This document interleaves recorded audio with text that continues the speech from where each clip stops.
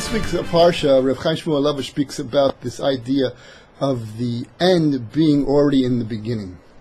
He brings an example from a Gemara in Bava Metzia. The Gemara in Bava Metzia seems to be saying that for three things that Avraham Avinu did, we received three rewards. For the fact that he brought cream and milk for the angels to eat, we received the manna in the desert. For the fact that he stood by them, we received the cloud that came out of Mitzrayim with us. And for the fact that he brought him some water, we got the well of Miriam. The problem with that is a contradiction. The Maharshal brings a contradiction. And the Maharshal says that if you look at Gemara Tainus, you'll see clearly there that that's not where those three things came from. They came from different source. The Gemara says there was three excellent leaders, Moshe, Aaron, and Miriam. Because of them, three excellent gifts were bestowed. They are the well, the cloud, and the bear of Miriam.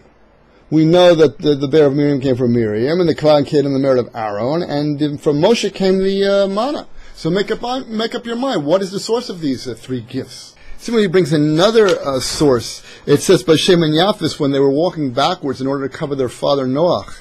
So it says they walked backwards and they placed the garment over them. So Rashi explains. Rashi brings the Midrash Rabbah, and that explains there that it was said in singular. Really, it says they took the garment. So who took the garment? It was in singular. It was really Shem. And on the merit of that, they Shem, the fact that he did the mitzvah more zrisis than Yafis, we received the tzitzit. Because he gave a garment to his father, and we got a special garment. The Jewish people got a special garment because of that.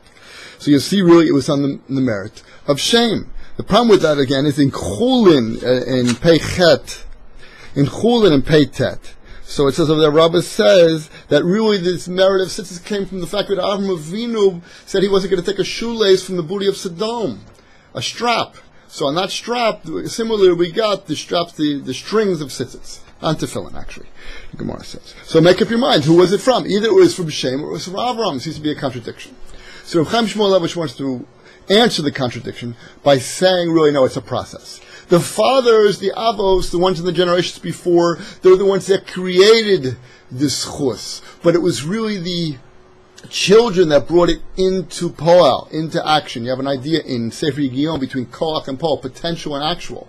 So even though it was created in potential, so it wasn't brought into the world until the children, the later generations, did these things and brought it into the actual. He said it's like a process like a tree. Just like a tree can create a seed, and the seed is really there, but the seed is really a potential. It needs the earth, it needs the water, it needs the sun. It has to go through a process in order to reach fruition. The same thing by us, which is a very interesting idea. In other words, within us, we have the actual and the potential. And he brings a raya for this idea from Rabbi Yonasan ben Uziel. He says on the pasuk, it says, "A well dug by princes, carved by nose." The pasuk in Bamidbar. So there, Rabbi Yonasan ben Uziel says the same well that the fathers, the Avraham and Yitzchak, dug, that well was redug by Moshe and Aaron. In other words, the spirit, the ruach that came from the fathers, was brought back into the world by Moshe and Aaron. So you see that idea clearly. Now, unfortunately, you also have this idea in the negative. Where do you see that? You see this idea in Bamidbar. The Rambam explains by the pasuk that says like this.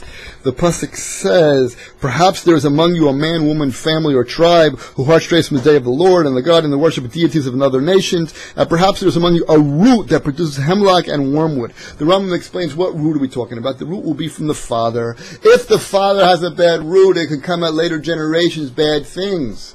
Person has to work on himself to make sure that things are not going to come out bad from him. So, also, similarly, by the Ego Arufa, so we see over there, by Ego Arufa means the case where a body is found in a field, and you have to determine from where that body came, from which town. So the town that is closer to, that they have to bring the Ego Arufa. They have to break the neck of this calf and do the Ego Arufa. So, the question is, the pasuk over there says to atone for your people, Yisrael. The Ego Arufa, how does it work? It atones for us and for who you redeemed. So Rashi over there says, I think it's the Rashi now. So the Sifri over says, who's redeemed? That's talking about now, not the generation now. That's talking about the generation from Egypt way, way back when. In other words, if somebody got killed, if there was a murder and that town has to atone for the murderer in their town, so that means that really was way back from the shores of Egypt, from a bad root, one of the bad fathers in Egypt. From there, a murder came out because there was potential within the ancestry that this murder would occur. Similarly, we see by Yaakov Avinu. Yaakov Avinu asked that his name would not be mentioned by Korach and Zimri.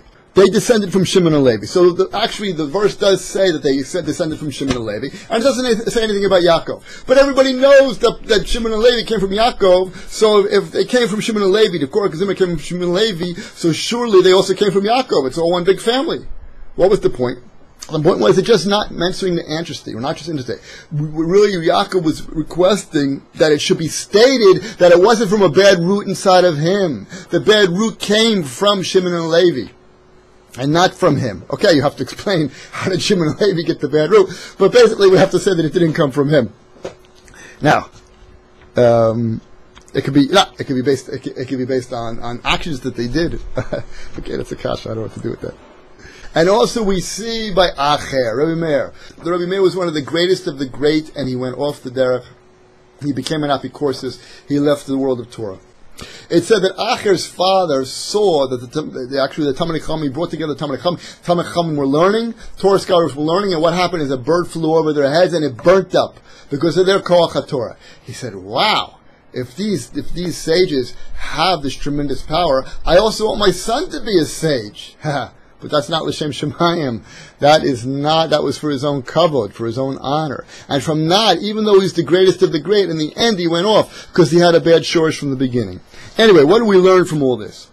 We learn from all this very interesting idea that really we have to, when we do cheshbon nefesh, when we try to change ourselves and work on ourselves and think about what potentials we have to think, well, listen, where we came from. We have all the potential where we came from, the great avos, the great people. On the other side, maybe there was sins, sins in our family that have to be worked out. And we have to worry in the negative that those sins shouldn't come out in the future, they shouldn't come out from us, so we have to work on them and uproot them. And in the positive, we have to realize how much potential we really have. We maybe have tremendous potential because within inside of us, we have the schus of the avos, our great fathers and our great ancestors.